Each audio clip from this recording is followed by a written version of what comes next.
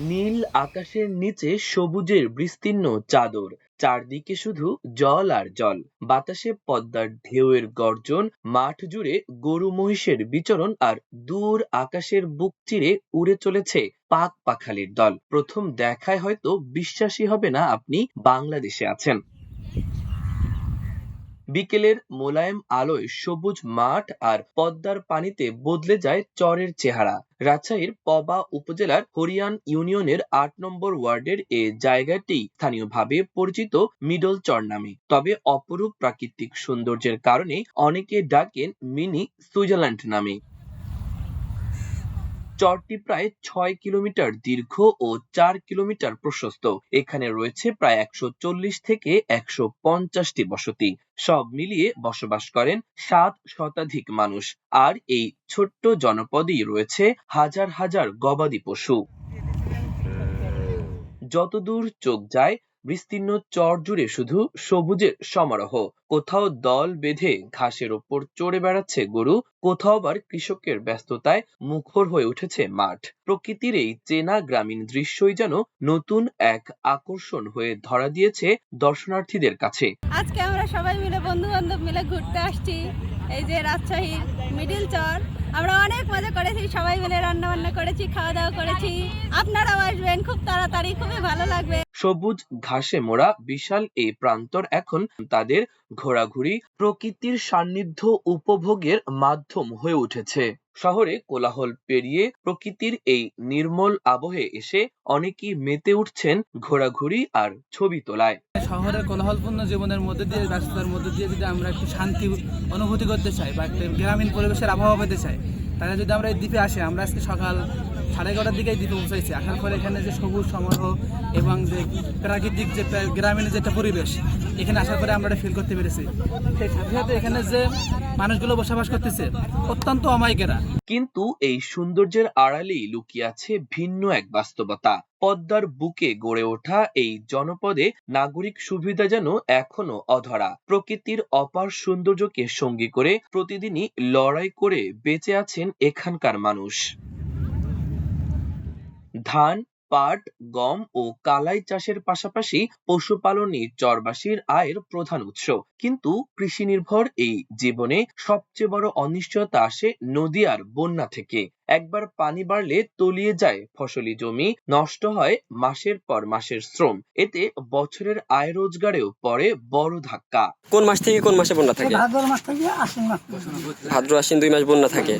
তখন আপনারা কি করেন? কেউ থাকে চলে গেছে গরু বছর।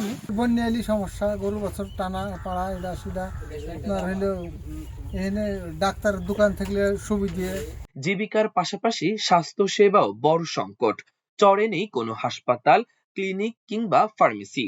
জরুরি চিকিৎসার প্রয়োজন হলে নৌকায় নদী পেরিয়ে যেতে হয় মূল ভূখণ্ডে। রাতের অন্ধকার কিংবা বৈরী আবহাওয়ায় এই যাত্রা আরো ঝুঁকিপূর্ণ হয়ে ওঠে। বিশেষ করে প্রসূতি নারী, শিশু ও গুরুতর অসুস্থদের ক্ষেত্রে সময়মতো চিকিৎসা পাওয়া কঠিন। অসুস্থ হলে এই ডেলিভারি কইলে তাও 500 টাকা ভাড়া দিতে হবে, দিতে হবে। মোবাইল কাইরি ডাকলে আসবে, তার আগে না। চরবাসীর দুর্ভোগের আরেকটি দিক মৃত্যু। পুরো এলাকায় নেই কোনো কবরস্থান। ফলে স্বজন হারানোর পরও লাশ নিয়ে নৌকায় নদী পাড়ি দিতে হয় পরিবারকে। শোকের সঙ্গে নতুন যুক্ত হয় শেষকৃত্য সম্পূর্ণ করার বাড়তি বিড়ম্বনা। দৈনন্দিন প্রয়োজন মেটাতেও নদীর উপর নির্ভরশীল এখানকার মানুষ।